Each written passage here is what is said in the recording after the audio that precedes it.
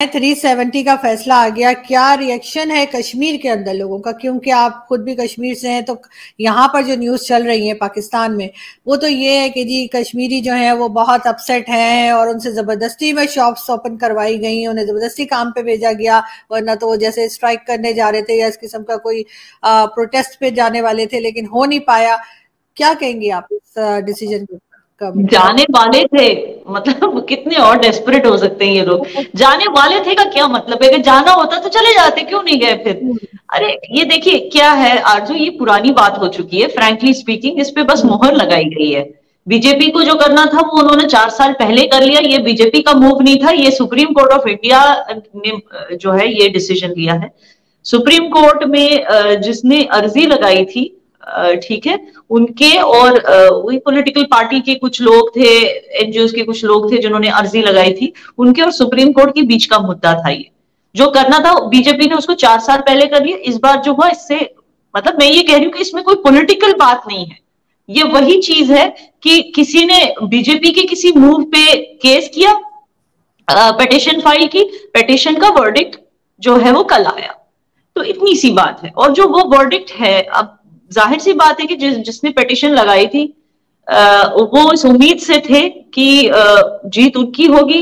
लेकिन क्योंकि इस डिसीजन में सुप्रीम कोर्ट को कोई गलती नहीं नजर आई, कोई मैलिफाइड इंटेंशंस नहीं, यानी कि सुप्रीम कोर्ट को ऐसी नहीं लगा कि इसको हटाने के बाद, अब 4 साल जो गुजर गए हैं, इसको हटाने के बाद अवाम के साथ कुछ गलत किया गया या अवाम को किसी तरह से धोखे में रखा गया या अवाम को किसी तरह से लूटा गया या उनके साथ कोई तशद्दुद हुआ, या उनके साथ कोई ऐसे ना जुल्म सितम हुआ, ऐसे कुछ सामने नहीं आया कि ये डिसीजन लेने के बाद अवाम के साथ कुछ गलत या बुरा हुआ।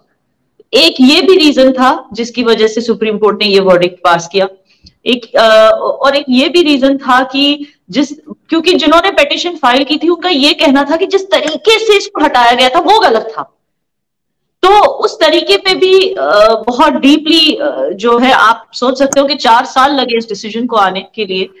तो बहुत डीपली स्टडी करने के बाद इस डिसीजन पे आई सुप्रीम कोर्ट की वो तरीका भी अवैध नहीं था, वो तरीका भी नाजायज नहीं था जिस तरीके से उसको हटाया गया। प्रेसिडेंट को पूरा हक था उसको हटाने का, और वो हटना उसका लाजमी था क्योंकि वो टेम्पररी अरेंजमेंट था वैसे भी।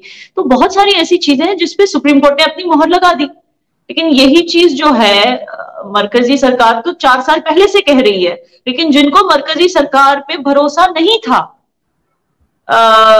जो शायद खुद अपना एक नैरेटिव सेट करने की कोशिश कर रहे थे और खुद को सही दिखाने की कोशिश कर रहे थे, शायद ये उनकी हार है, लेकिन किसी भी तरीके से ये कश्मीरी आवाम की हार नहीं है जी। मगर ये जरूर है कि वहाँ के जो लीडर हैं, यानी जो कश्मीरी लीडर्स हैं, बहुत प्रोमिनेंट तरीके से यहाँ पर भी उनकी बातें हुआ करती हैं।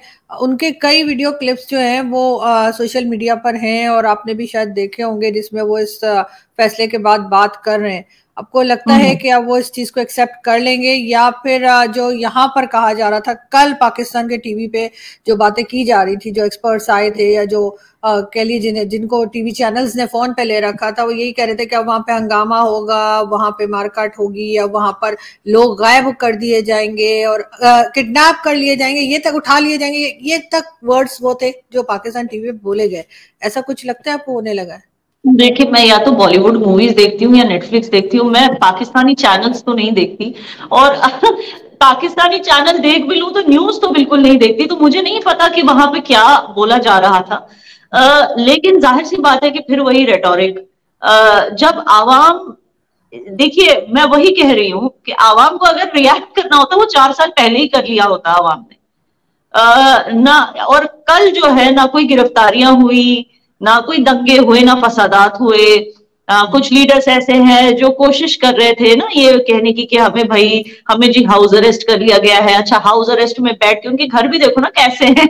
उनके घर ऐसे हैं, इतने सालों से कश्मीर को लूट लूट के जो उन्होंने घरे बनाए हैं, उनके घर ऐसे हैं कि उसके अंदर कैद होना तो किसी को भी मतलब गवारा होगा कि चलो भाई हमें कर ही लो हाउस अरेस्ट। इतने अच्छे हाउस तो है उनके, और वहां से बैठ के बड़े अच्छे से वो लंबी लंबी वीडियोस बना रहे हैं, उनको शेयर करते जा रहे हैं अपने ट्विटर अकाउंट पे हर जगह। इतनी तो उनको फ्रीडम है, फिर भी कह रहे हैं कि हमें हाउस अरेस्ट किया गया। देखिए इट इज वेरी क्लियर, ना कोई दुकानें बंद थी, ना कोई हड़ताल हुई, ना किसी को अरेस्ट किया गया, ना कोई दंगे फसादात हुए, कुछ भी नहीं हुआ। तो आप इसी से समझ सकते हैं कि आवाम जो है, आवाम को कुछ फर्क नहीं पड़ता। जैसे मैंने कहा, जो उनको रिएक्ट, ठीक है, जाहिर बात है कि जब ये पहली बार हुआ था, 4 साल पहले जब हुआ था, आज तो सिर्फ कल तो सिर्फ वर्डिक्ट आया है सुप्रीम कोर्ट का, लेकिन 4 साल पहले जब ये असल में हुआ था, तब बहुत सारे ऐसे लोग थे कश्मीर में जो बहुत जाहिर सी बात है डरे हुए थे मुस्तकबिल को लेके, उन्हें नहीं पता था कि क्या होने वाला। लेकिन अब 4 साल बीत गए, इन 4 सालों में कितनी नई स्कीमें आई, इन 4 सालों में कोविड आया और चला गया, बहुत ऐसी चीजें हुई जो इन्होंने मतलब कोविड एक ऐसी चीज है जिससे कश्मीरी आवाम पूरे देश के साथ स्टेप बाय स्टेप चल रही थी। हमारे भी वही दर्द थे जिससे पूरा देश जिससे जिसमें उलझा हुआ था। हमारे भी लोग मर रहे थे कोविड से। फिर वैक्सीन, हर किसी को वैक्सीनेशन, हर किसी तक वैक्सीनेशन पहुंचाना, ये सारी चीजें तुरंत इमीडिएटली आफ्टर 370 हटाने के बाद ये सारी चीजें शुरू हुई। तो एक जो है ना, दर्द से जुड़ जाते हैं, ऐसे कहते हैं ना, तो कश्मीर भारत के साथ दर्द की वजह से जुड़ गया, क्योंकि स्ट्रेट आफ्टर 370 हटने के बाद कोविड आ गया। फिर उसके बाद जो इतने सारे MOU साइन हुए, इतनी सारी जो है डेवलपमेंट प्रोजेक्ट्स वहां शुरू हो गई, इतनी सारी, फिर उसके बाद 4 जो इंडिपेंडेंस डे सेलिब्रेशंस हुए। आप देखिए लगातार हर पासिंग इंडिपेंडेंस डे पे आप ज्यादा लोगों की भीड़ देखेंगे। अगर आप वीडियोस उठा के देखें, जो लाल चौक में for example independence day celebrate करने आए थे, अगर आप कंपेयर करें तो 2019 का इंडिपेंडेंस डे देखिए और 2023 का इंडिपेंडेंस डे देखिए, आप देखेंगे कि कितने सारे कश्मीरी हाथ में तिरंगा लेके घूम रहे हैं। तो लोगों के दिलो दिमाग से 370 खत्म हो चुका है। ये सिर्फ जो एक अदालत का फैसला था, वो भी इसलिए कि कुछ पेटिशनर्स ने इसको और कई तो ऐसे लोग थे जिन्होंने पेटिशन डाली थी लेकिन अपना नाम हटा दिया अर्जी से, जैसे कि शैला रशीद, जैसे कि शाह फैसल, इन्होंने अपना नाम ही हटा दिया, क्योंकि ये इन 4 सालों में समझ गए कि ये तो हमारे अच्छे के लिए हो रहा है। तो पाकिस्तानी चैनल्स पे जो चल रहा है वो तो चलता रहेगा, और दुनिया अब इसकी ना यूज टू हो गई है, कि दुनिया को पता है, इसकी आदत हो गई है दुनिया को कि पाकिस्तान में सिर्फ झूठ ही चलता है जी। लेकिन पाकिस्तान तो जाहिर है कि इसके ऊपर बात करेगा और करता रहेगा, कश्मीर के ऊपर खास तौर पे। और कल भी मैं देख रही थी कि जो हमारे एक तो खैर आर्मी की तरफ से आए हुए थे, जो डिफेंस एक्सपर्ट थे, वो बात कर रहे थे, 2-4 और लोग थे, तो उन्हीं की बातें मैं आपको बता रही हूँ, उनके आपने जाहिर नहीं देखा होगा। तो वो ये कह रहे थे कि जी जिधर भी पाकिस्तानी रहते हैं, चाहे वो पाकिस्तान के अंदर हैं, पाकिस्तान के बाहर हैं, उनको चाहिए कि इसके बारे में लिखें, ट्वीट करें, इसके बारे में शोर मचाएं। और यूनाइटेड नेशन में जाने की बात की जा रही थी। ये भी कहा जा रहा था कि जो मोदी जी की सरकार है वो भारत को हिंदुस्तान बना रही है। खैर ये चीज मुझे अभी तक समझ नहीं आई, कल से मैं सोच के मेरा दिमाग खाली हो गया कि इसका क्या मतलब है। हाँ, भारत बनाने का क्या मतलब है? नहीं, इंडिया नहीं बोला उन्होंने कहा हिंदुस्तान, उन्होंने वर्ड यूज किया, इंडिया भी नहीं कहा। और कहते उसको भारत बनाने, उनका मतलब ये था कि माइनॉरिटीज को खत्म किया जा रहा है, ये भी बोला। देखिए ये मैं आपको बता दूं, कुछ खत्म नहीं किया जा रहा है, लेकिन जहां तक पॉलिटिकल रिप्रेजेंटेशन की बात है, मैं आपको, एक तरीका होता है बोलने का, खत्म कुछ नहीं कर रहे, ठीक है ना। यहाँ कोई मुसलमान को मारा नहीं जा रहा है। जो मैं आपको बताऊं कि एक ही प्रॉब्लम है, वो ये है कि मौजूदा जो मरकजी सरकार है उनमें आप नहीं देखेंगे ज्यादा मुस्लिम चेहरे। ये एक प्रॉब्लम है। हाँ ठीक है, मीडिया में आ जाते हैं स्पोक्स पर्सन बन के, जैसे शहजाद पूनावाला, शाजिया इल्मी, वो भी पता नहीं आजकल दिखती नहीं, लेकिन आ जाते हैं कुछ जो ऐसे हैंडफुल। लेकिन अगर आप MPs की बात करें तो खताना साहब के अलावा मुझे और कोई दिमाग में नहीं आ रहा, ठीक है ना। तो मतलब इतने सारे उनके 300 से ज्यादा MPs हैं, लेकिन कोई मुस्लिम चेहरा नहीं है। तो ये चीज मैं मानती हूँ कि इनको एक स्ट्रॉन्ग मुस्लिम रिप्रेजेंटेशन की जरूरत है पार्टी में। ये इनको भी जरूरत है कि ये खुद भी जानते हैं कि है नहीं, क्योंकि शायद ये वो वजह हो सकती है कि कभी कभी, हर जगह नहीं, कुछ मुस्लिम इलाकों में उनको कम वोट्स पड़ते हैं बीजेपी को। ये एक एज अ पॉलिटिकल पार्टी ये उनकी अपनी स्ट्रगल है, ठीक है ना। लेकिन इसका ये मतलब नहीं कि वो जो है मुसलमानों को मारने के लिए, टारगेट करने के लिए निकले हुए हैं, ऐसा कुछ नहीं। अगर ऐसे होता तो मोनू मानेसर, जिसने खुद को जो गौरक्षक कहता था, उसको क्यों अरेस्ट किया? ऐसे में बहुत सारे आपको नाम बताऊंगी। एक सिंगर है वरुण बहार, ठीक है ना, उसने अपने गानों में कुछ इस्लाम की इंसल्ट की, उसको क्यों अरेस्ट किया?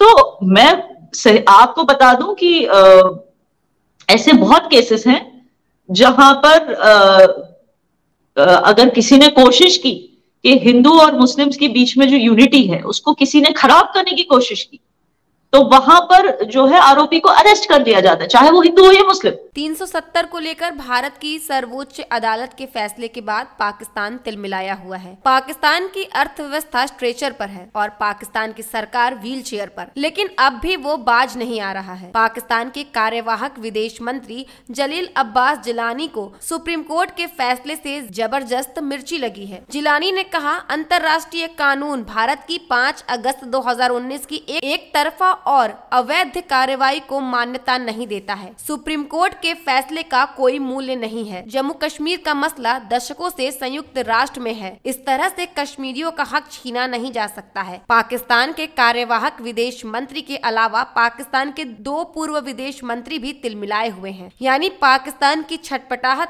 तो साफ नजर आ रही है और इसे समझा भी जा सकता है। ये वही मुल्क है जो इतना बदनाम हो चुका है कि कहीं भी आतंकी घटना हो तो उसके तार सीधे पाकिस्तान से जुड़ते हैं, लेकिन भारत ने पाकिस्तान को उसके हाल पर छोड़ दिया है। भारत को फिक्र अपने नागरिकों की है। भारत को फिक्र कश्मीर घाटी की है।